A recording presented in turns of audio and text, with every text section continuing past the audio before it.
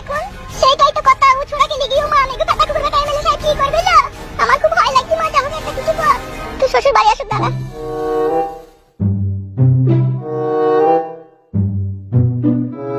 একটা কথা কি জানিস তো, পয়সা বেটা বড় ঠেটা।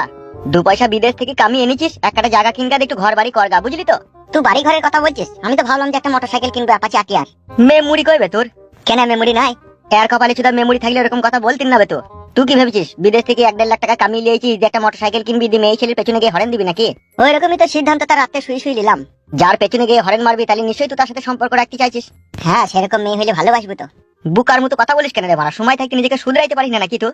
মোটরসাইকেল না কিনে একটা জায়গা কিনগা দিয়ে একটা পাকা বাড়ি ঘর করগা, বুঝলি তো? মোটরসাইকেল পরেও কিনা যাবে।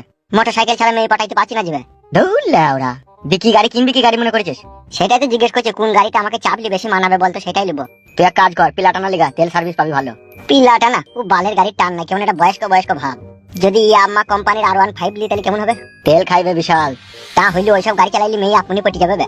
তোর পয়সা, তুই যা ভাল লাগবে তাই লিগা ভাই, ভালো কথা তো এখনকার মানুষ কেউ শুনে না, বল।